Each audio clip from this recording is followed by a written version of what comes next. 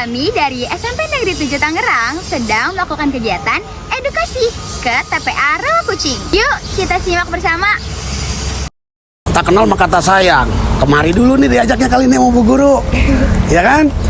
Ini TPA, tempat pemeriksaan akhir, luasnya 34,8 hektar. Dengan Ade Wiata tujuannya kan ini salah satunya ini.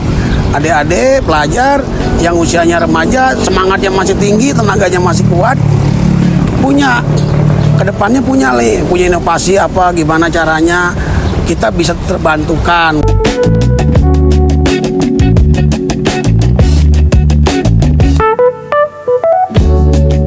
Iya, semuanya di sini nih buangnya, Sekota Tangerang. Nah di sana tuh di pintu 2 ada 2 proses pengolahan sampah atau pembersihan sampah, yaitu kompos dan RDF. Artinya tuh kita mengolah sampah rumah tangga. Kalau kita bicara sama rumah tangga berarti ada 2 jenis, ada 3 jenis, mungkin ada 4 jenis. Tapi kalau bagi umumnya bagi 2 jenis, organik dan anorganik, kan gitu. Kita olah. Kalau kompos dia cuma organik, ya kan? Kalau yang satu lagi sebelahnya 2 kita buat, namanya RDF. Dia mengolah sampah organik dan anorganik. Jadi ini namanya tempat pengkomposan atau membuat kompos. Jadi yang ada di sini tuh sampah-sampah organik yang dari alam. Manusia nggak bisa bikin. Daun bisa bikin. Nah itu.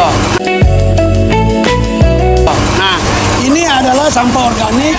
Cuman kalau untuk membuat kompos yang paling bagus itu sampah organik yang banyak mengandung humus. Nah yang udah matang posisinya ini nih. Udah ambil tumpuk tuh.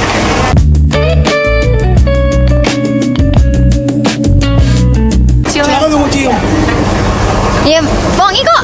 Wangi kan? Wangi. TPA Rawakucing bisa ngasilin berapa kompos dalam sehari? Oh, per hari kalau kita bisa produksi ya rata-rata 150 sampai 200. Kita mau menuju ke belakang untuk melihat proses yang lainnya. Sampah rumah tangga juga kan pasti ada. Nggak banyak lah, capek pegel kamu nyarinya. Iya benar. Kalau mau diolah kita nyari yang banyak dong. Iya. Nah itu tadi plastiknya tuh sisanya. Nah kenapa kan kita nggak masukin plastik? Dia menjadi residu. Jadi kamu nanya dia kemana? Iya. Mari kita giling. Digiling, dijadiin. Oh udah jadi tuh bahan bakar udah jadi tuh bahan dasarnya. Untuk di TPA Rawakucing ini sampah apa yang paling sering ditemukan, Pak?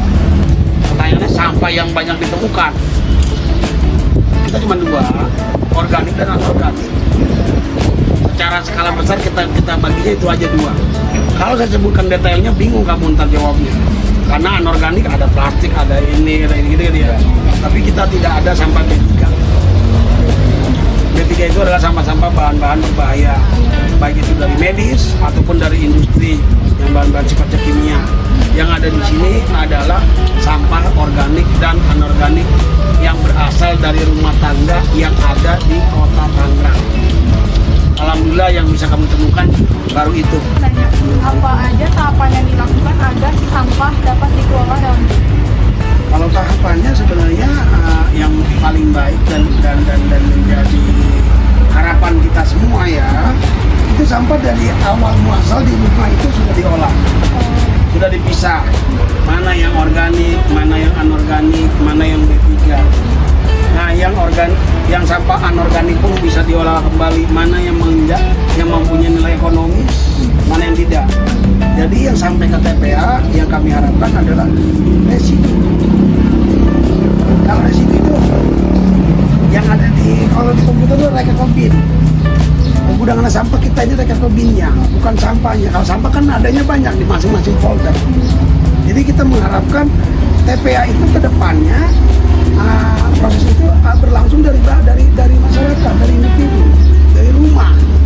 Kalau dari rumah misalkan masyarakat kita sudah bisa mengolah, dipisahkanlah organik, anorganik, dan yang B3-nya. Lalu yang organiknya juga bisa dia buat kompos secara mandiri di rumah. Kurang dong. Anorganiknya bisa lagi dia olah jadi apa? Nah, organiknya yang bernilai ekonomis kan bisa kalau namanya ekonomis berarti bisa dijual. Berarti sedikit dong yang bisa sampai ke kami kayak gitu. Nah, itu yang kami harapkan. Tapi memang itu belum menjadi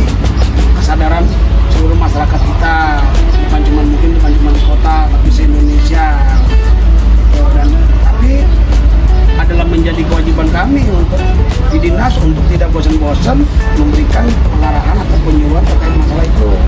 Nah inilah salah satu bentuknya dengan adanya Adiwiata, diharapkan yang muda-muda di bawah kita ini mereka nanti pas itu besar itu nggak usah udah besar, sekarang udah paham oh sampah itu ternyata harusnya begini harus diolah, jangan tidak jadi banyak gitu. Kalau buat saya sampah duit. Benar. Duit. Adiwiata, Adipura itu kenapa sih Adipura kalau menang gitu? Kalau memang Adipura itu dinas lingkungan hidup yang ikut seharusnya cuma dinas lingkungan yang senang dong. Iya. Tapi kenyataannya kan enggak.